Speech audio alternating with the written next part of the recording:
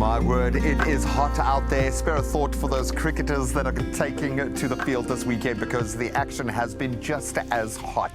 Absa's dynamic partnership with the Betway SA20 Cricket League has electrified fans across South Africa. It's held from the 9th of January up until the 8th of February. Obviously this year across Johannesburg, Cape Town, Durban, Pretoria, Gqeberha and Paarl. And this Premier T20 cricket, it's one of the best leagues in the world. I think hosting 6 franchise teams owned by major IPL franchises, marking a significant chapter in the global cricket community and certainly for South Africa's ecosystem. Joining us to chat about all things SA20 is a legendary bowler and SA cricketer, Paul Adams. Ken, I know we don't have a live studio audience. Can we get a little round of applause for the man on the hot seat? And I do that for you and your... That was a nice studio audience, actually. Well done, the two of you. Thank you. Yeah, take it, man. Well done on the under-19s. I've got to have a quick catch-up, start of a new year. How are you feeling? You must be absolutely bouncing off the walls, man. Yeah, cricket is kicking and alive in South Africa. The under-19 Women's World Cup is on. Team's doing really well there. And then we're currently busy with the SA under-19 series against England, and we've just beaten them in the ODI series. So, yeah, we'll take great. it. It's been a great start. And this has got to make you even more excited about the SA20 because this is a breeding ground for young players to share space, dressing rooms, time on the field, on the crease with some of the best in the world. And there is something magical about that. But let's talk about this year's setup. A lot of the big guns on paper struggling a little bit at the moment. The Paarl Royals are absolutely brilliant, and they do always possess some special magic in this format. Are you understanding the flow of the tournament this year? Yeah, the Betway SA20 has been absolutely magic. Lots of energy. I've been to a few of the games out in Paarl and at Newlands as well. But like you said, the Paarl Royal side is really surprising everyone, and especially a young player coming out of that SA Under-19 World Cup, the previous one, Luandre, Pretoria's really yesterday, shining away here. And he's really just put his name up in lights at the moment. Who have been the standout performers? Who's caught your eye with ball in hand? Because we know bowling, the pressure is on in the shorter format. It is so unforgiving. Who stood out for you? Yeah, so for me, it's been, again, the Paarl Royal side with their spin. When it came to Bjorn Fortuin opening the bowling, but the international Mujib, he's just been a handful to face. We know he's always going to be troublesome, but it's also a great experience for our local players to be playing against that quality like that. So spin has played a big role.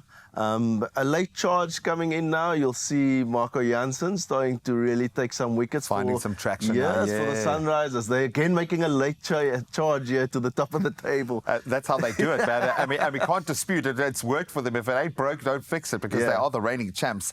I love that. How do you think the frog in a blender style would have worked in this? Do you often think about this kind of platform and having a platform like this as a bowler like yourself, how you would have done? Yeah, a lot of people actually said you were the original mystery spinner. Did you even know what ball was going to come out? Maybe I was ahead of my time. I don't know. Exactly. But yeah, I just sort of missed this whole T20 bus and things like that. But I really enjoy the format. It's just exciting in terms of strategy, how you go about defending, and also how in ways you can attack different batters. Well, when you see a slow bowler, a spin bowler opening the bowling, it just gives you an idea. And I love that. I love that there is bravery in this kind of cricket. Yeah. I love the fact that I can take my 7-year-old son to watch these young players making their mark, and he can see that line from the school that he's at to that field. Yeah. And that is the joy here. I want to ask you about something, because it's quite cheeky. You were, and please take this from where it comes, but you were often the night watchman for us. True. and you bravely took that on, man. The night watchman pass, the way that we have created this platform for young cricketers, for parents who have young kids to be able to engage. Tell me a bit more about that. Yeah, it's absolutely a great initiative by SA20 to bring this in. You know, like when I used to go out, you protect the batter. This time is around actually cricketers, professional cricketers. We want to protect the kids. It's now back to school, so midweek games. Get the night watchman pass, you get in, you get some popcorn, you get some discounts on your ticket. Brilliant. And if you get popcorn if you come in your PJs. So it's like a lot of fun. Is that for the grown-ups as well, Because I'll come, dude. You come in your onesie, bro. Exactly. So it's a great initiative coming out through towards, as kids. We want to bring it back to the old school. It's a day and night game, and everyone wants to just be at the cricket and just keep absorbing the energy that's been happening within the Betway SA20. And the players are awesome. They will sign bats. They will take a selfie. They are just phenomenal. Yeah.